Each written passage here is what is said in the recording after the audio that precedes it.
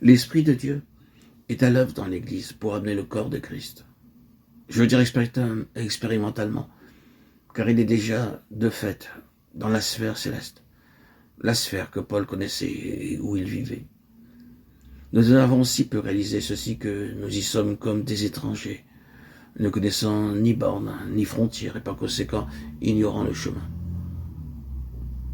Nous avons déjà parlé de la description faite par Paul de cette guerre, car notre lutte n'est pas contre la chair et le sang. Il n'est donc pas question ici de victoire sur le péché. Je répète que cette question de victoire sur le péché doit être une chose absolument réglée pour chaque croyant par une compréhension intelligente de notre mort avec Christ au calvaire. Si nous comprenons bien notre position et que nous saisissions que notre vieil homme a été crucifié avec Christ et que d'heure en heure nous nous tenons pour morts au péché, alors nous sommes entrés dans la lutte de la sphère spirituelle. Maintenant, nous commençons à comprendre cette lutte dans l'esprit. Ce n'est pas votre âme ou votre intelligence, ou vos sentiments, ou vos émotions, ou votre corps qui doit combattre. Mais c'est une lutte dans votre esprit. C'est une lutte spirituelle contre un ennemi spirituel, au moyen des armes spirituelles et d'une puissance spirituelle. Car ce n'est pas contre la chair et le sang que nous avons à combattre, mais c'est contre les principautés, les puissances, contre les princes des ténèbres de ce siècle.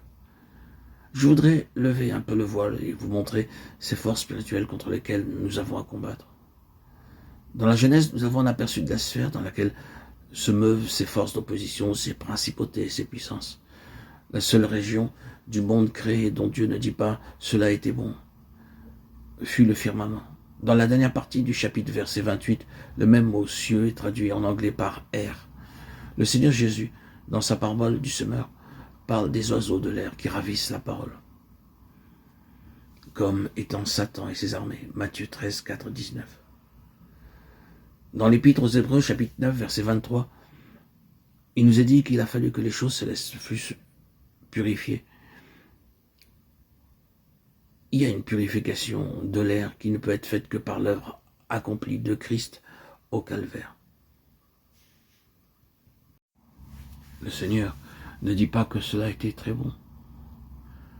Lorsqu'il créa le firmament, l'air, à cause des forces invisibles qui s'y trouvaient.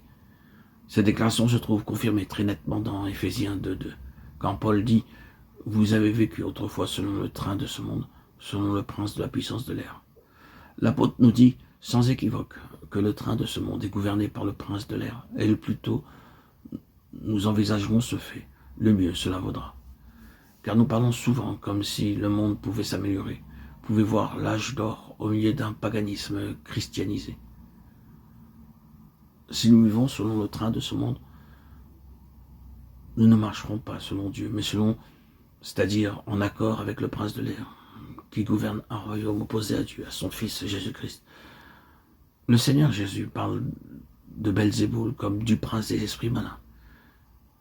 Et dans Daniel, nous avons un aperçu de ses principaux chefs dans le prince de Perse, ange puissant sous la domination de Satan, formant une hiérarchie de puissance, la puissance de l'air, en opposition au royaume de Christ qui, dans le conseil de Dieu, est le prince, le Seigneur, prédestiné de l'univers.